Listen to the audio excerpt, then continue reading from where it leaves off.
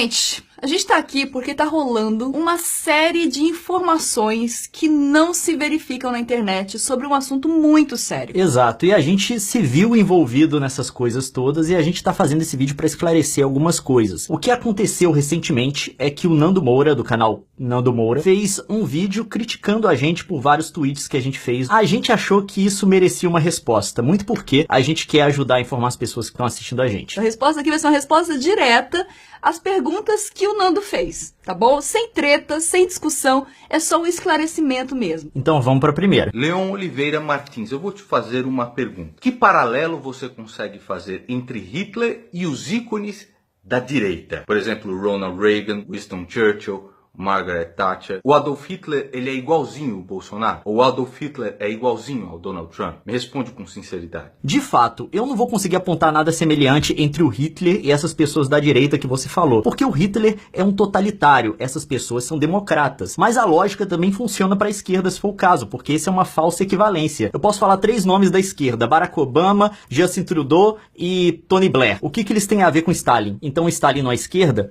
Não é assim que funciona. A distribuição do totalitarismo no espectro político vai tanto da direita como da esquerda. Ele pode chegar pelos 2 extremos do espectro. E é um perigo quando você conduz seu pensamento por aí, porque você mistura tudo no mesmo balaio. É importante entender que o totalitarismo pode existir dos 2 lados. Agora, se você comparar o Adolf Hitler com esses caras aqui, Mao Tse Tung, Stalin, Kim Jong-il, Hugo Chávez, Fidel Castro, você vai ver que cai como uma luva. Nossa, mas é exatamente o que Hitler fez. É exatamente. Só que esses caras não são da direita, eles são da esquerda. Exatamente, Nando, mas é isso que o Leon tá Exatamente, falando. eles são da esquerda, mas são totalitários. Você pode pegar outros totalitários da direita, Pinochet, a junta militar argentina, Saddam Hussein no Iraque também. Enfim, você tem governos totalitários dos 2 lados do espectro. E é justamente por serem governos totalitários que, não importa se são de direitas ou de esquerda, eles vão compartilhar muitas dessas características. Então por que é que você compara Hitler e o classifica na extrema direita? É importante dizer que não é a gente que tá classificando, tá? A novidade nessa classificação surgiu agora. De classificar como esquerda, porque historicamente, se você pegar todos os historiadores, desde o fim da guerra, eles vão colocar o Hitler no espectro da direita. E não existe esse questionamento no meio acadêmico. Não. Essa discussão existe só na internet. Tá na internet. E o que difere um totalitarista de esquerda e de direita é a filosofia básica que vai formar o pensamento político dele. As características de direito do nazismo são bem claras. É um sistema antimarxista e antipolítica de classe. Ele não acreditava numa das concepções fundamentais do marxismo, que é a divisão da sociedade em classes. O que o Hitler queria era uma unificação nacional, territorial e racial. A política racial era muito mais importante. E ele também abominava, obviamente, o universalismo do marxismo. O marxismo quer se expandir, todo mundo é proletário, todo mundo em todo lugar. Aqui não, é o povo alemão. O povo alemão é o centro das coisas, todo o resto existe em função dele. Aí vão perguntar, da onde vocês tiraram isso? A gente vai falar disso quando eu vou falar dos historiadores lá na frente. Aguenta aí. E lá, né, no Twitter, completamente revoltado, ele começa a comparar a economia do período militar brasileiro com a economia de Hitler. Puxa vida. Isso não é uma comparação, Isso não é? Isso eu não vou explicar a história. É que o pessoal tava me tweetando dizendo que a direita acredita no Estado mínimo. É um dos pontos de direita, o Estado tem que ser pequeno. E eu queria dar um exemplo de um governo de direita que não tinha um Estado pequeno. O governo militar brasileiro, independente do que você pensar dele, positivo ou negativo, você tem que concordar que ele não tinha um Estado pequeno. Era um governo de direita que regulava investimento, regulava preço, criou o Banco Central para poder regular a moeda, tirou essa função do Banco do Brasil e tirou a autonomia do Banco Central na mesma gestão. Então, tipo... E é um governo de direita. E é um governo de direita. E é um Estado grande. E é importante a gente contextualizar a informação, Nando. Sim. Esse não é um traço definitivo da direita. É isso que a gente precisa deixar isso muito muda. claro. Existe não é o DNA direita dela. estadista também, tá? O Nando interrompe o pensamento dele, o raciocínio dele, para fazer algumas críticas pessoais. E ele usa um tom de questionamento da capacidade pessoal do Leon, da formação do Leon. A gente entende isso como uma crítica pessoal que não tem a ver com o tema de fato. E a gente não vai dar resposta a isso. Então vamos partir objetivamente para a resposta do que foi questionado com relação às informações sobre nazismo ser de direita ou de esquerda, beleza? Mas agora vamos continuar no argumento que a gente está tratando, vamos passar para as coisas que ele usa para validar o ponto dele, que Hitler é de esquerda, ou que pensadores acreditam que o Hitler seja. Agora, você que diz que todos nós somos aqui perfeitos retardados, Pierre Chanou, professor emérito, PhD da Sorbonne, membro do Instituto, comandante da Legião de Honra, ele diz o seguinte: o nazismo e o comunismo se tornaram, assim, lados opostos da mesma moeda revolucionária, gêmeos heterozigotos. Ele é um idiota também? Mas vamos lá para o que ele argumentou. Ele trouxe o Chanou, um pensador francês muito importante, e ele trouxe também uma informação de um artigo do Chanou, que é uma citação na qual ele diz que o comunismo e o nazismo eram gêmeos heterozigotos, lados da mesma moeda. Mas agora eu tenho uma pergunta para fazer, eu queria que o Nando Moura respondesse com sinceridade. Você leu, antes de gravar esse seu vídeo, o artigo do Chanou, no qual ele usa essa argumentação do nazismo e do comunismo como gêmeos heterozigotos? Porque, como você leu, é como esse argumento é citado no Guia Politicamente Incorreto da História do Mundo. Não é o texto do Chanou, é uma citação de algumas linhas que tem em outro livro. Você leu o contexto ou você está reivindicando a autoridade do Chanou para o seu argumento só com base nessa citação? Porque aí é um perigo. Por que eu estou perguntando isso? Porque quase toda a literatura do Chanou sobre nazismo, comunismo, Segunda Guerra não foi traduzida do francês. Você não encontra em português, você não encontra em inglês também. Porque o artigo do qual esse texto do Chanou é tirado, ele só existe em francês, num banco de dados de artigos acadêmicos em francês, e você tem que pagar para poder acessar. A gente não questiona, você pode ter feito isso. A gente quer saber se você fez, só isso. Mas claro que fica o questionamento por que você fez a citação igual no Guia Politicamente Incorreto. Porque ela é contraditória ao pensamento real do Chanou se você ler o texto inteiro. Sim, eu me dei o trabalho de fazer isso, eu comprei o raio do artigo, procurei o artigo primeiro, de onde vinha essa citação, comprei e li, e ele não diz absolutamente nada sobre o nazismo ser de esquerda. Nenhum ponto. Então o que o pensamento completo dele fala de fato, Leon? O que ele está questionando é a busca da mudança política por meio da guerra e do caos. E ele vai atacar diretamente o regime comunista da União Soviética, comparar com o nazismo, comparar também com a Revolução Francesa. Tá, mas o que na completude do pensamento ele tá falando de fato? Não tem absolutamente nada a ver com esse debate que a gente está tendo aqui. Ele não entra no mérito nenhuma vez de direita e esquerda. O que ele está contestando é a busca de mudança política no processo histórico por meio da guerra e do caos. E ele vai focar muito na ação da União Soviética durante a Segunda Guerra. Ele diz que a grande inspiradora disso tudo, a primeira coisa histórica que mostrou essa possibilidade de você buscar a mudança por meio do caos, foi a Revolução Francesa, que funcionou de inspiração ou de modelo para a Revolução Bolchevique, que foi aquela que trouxe a União Soviética, o socialismo, para a Rússia depois da Primeira Guerra. Então, quando ele usa essa figura do gêmeo heterozigoto, na verdade ele está dizendo o seguinte: são dois movimentos que surgiram na mesma época, por isso são gêmeos, nasceram na mesma época, mas são só diferentes. Que tem DNAs diferentes, É um argumento muito interessante que ele traz. Por quê? Ele coloca o comunismo leninista e stalinista exatamente no centro do processo que se iniciou na Segunda Guerra de uma nova mudança política por meio do caos e destruição. E ele explica que toda a estratégia do Lenin, que o Stalin implementou, que ele aprendeu com a Revolução Francesa, com a Revolução Bolchevique, era que eles tinham que fazer um pacto com a Alemanha de não agressão para a Alemanha ser um agressor no Ocidente. Eles queriam uma Alemanha atacando França e Reino Unido, e eles acreditavam no equilíbrio de força e queriam uma destruição mútua, para eles terem nesses países um cenário muito parecido com a da Rússia na Primeira Guerra, na qual a Revolução Bolchevique venceu. Mas em nenhum momento ele fala que eles compartilham o mesmo pensamento comunista, socialista. Não, mesmo porque a ideia do Hitler, o Hitler aceitou o acordo porque queria adiar a guerra com os comunistas. Porque ele queria cuidar do fronte ocidental primeiro, segurar tudo lá e depois voltar para atacar a União Soviética. É um texto muito interessante que a gente recomenda que você leia para entender a ideia total do cara e não pegar um trecho fora de contexto. E aí eu vejo um problema sério na sua argumentação, que é reivindicar ter autoridade sobre o assunto sem de fato ter lido e entendido o que a pessoa que você cita de fato pensa. É o caso de você ter reivindicado um autor, reivindicado um texto dele que absolutamente não aborda o ponto do qual você está falando. Então, enfim. O Richard J. Evans, PhD pela Oxford, Hamburgo, uma simples venda, diz o Richard J. Evans, exigia 40 papéis diferentes no nazismo e ainda precisava se submeter à extorsão dos membros do partido. Também concorda com a opinião. Eu não entendi onde que ele concorda com a opinião. Desculpa, realmente eu não entendi o argumento. Você acabou de fazer uma citação que, precisava de 40 documentos para exportar um treco da União Soviética logo comunista.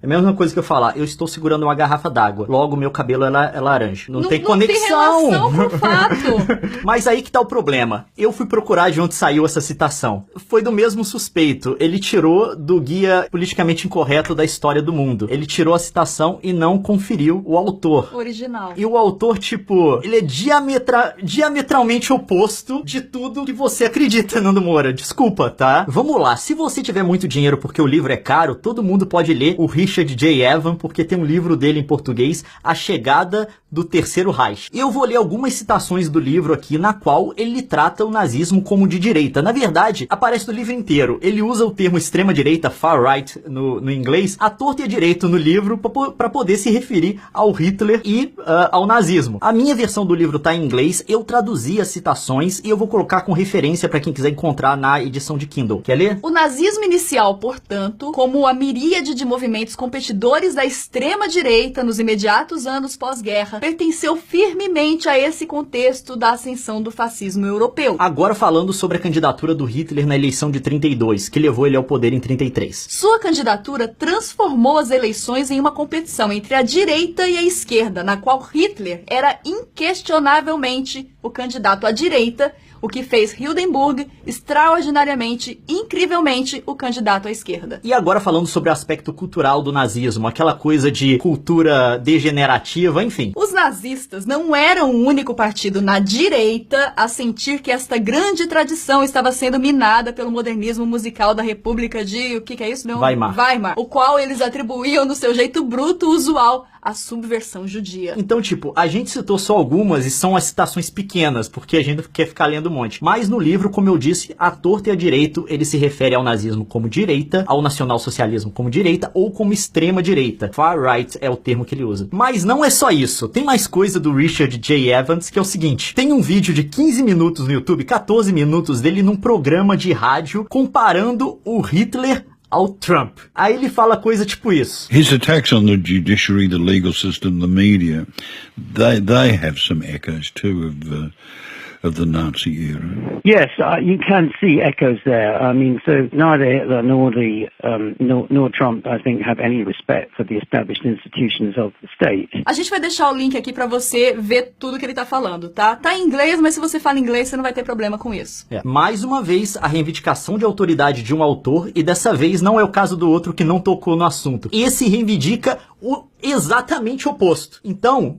é como se eu dissesse, eu gosto de chocolate, e o Leon dissesse pra vocês, a Nilce não gosta de chocolate. Foi basicamente isso com o Richard J. Evans agora. O Richard Overy, PhD em História pela Cambridge, escreveu o livro The Dictators, tá?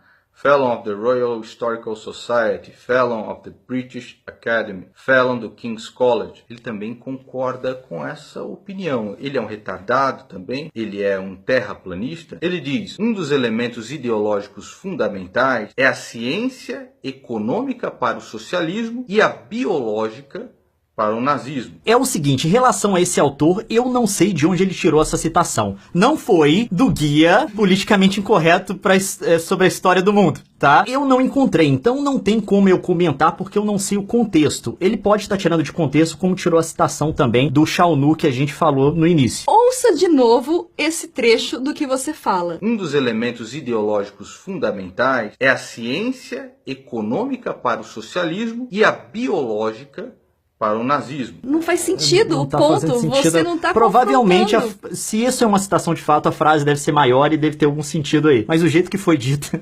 Mas é o seguinte, se você der uma olhada no livro que você mostrou aí no The Dictators, Os Ditadores, pode ser meio confuso porque ele se refere à direita na Alemanha como nacionalistas, a extrema direita do Hitler. E ele se refere aos comunistas como marxistas ou comunistas mesmo. Mas ele não usa muito o termo direita, mas de vez em quando ele solta a direita nacionalista. Dá uma olhada no livro, é o termo que ele usa. E não só isso, o próprio Richard Overy fala que comunismo e nazismo são duas coisas diferentes. But I think I want to make it clear right from the start that I don't think of communism and Nazism as the same thing.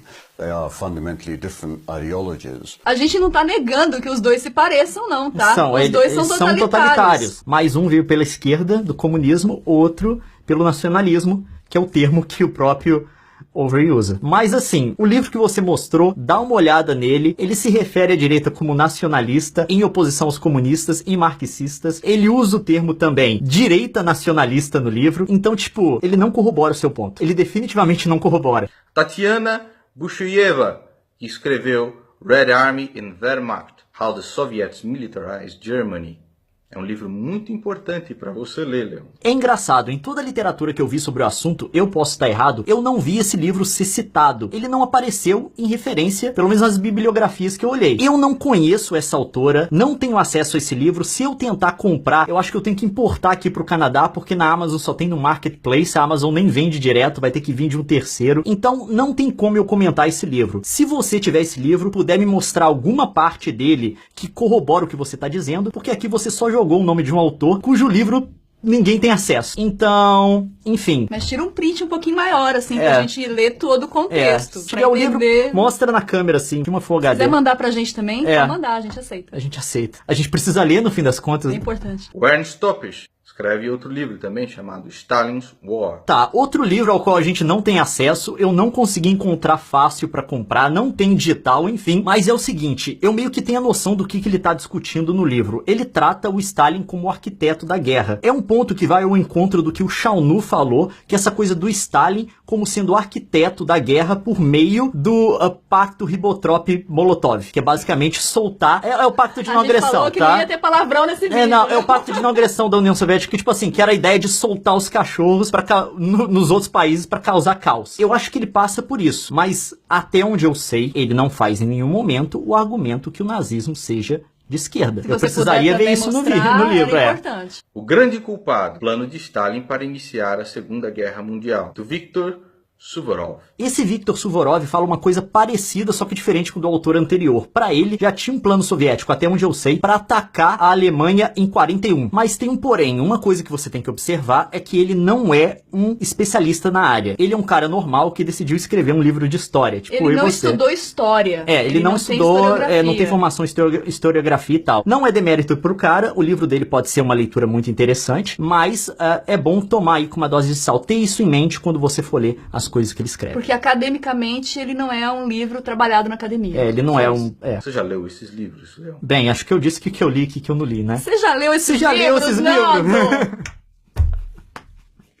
Você ter citado o Richard J. Evans. Mas você não pode ensinar aquele que não quer aprender, não é mesmo, Leon? Chegamos em um ponto em que nós concordamos. Qual que é o problema? Né? Eu vi muitas pessoas falando, por que vocês estão batendo nessa tecla? História é uma coisa que a gente conhece para não repetir. Governos totalitaristas causaram muito mal para muita gente. E entender como eles nascem e o funcionamento deles é importante para evitá-los.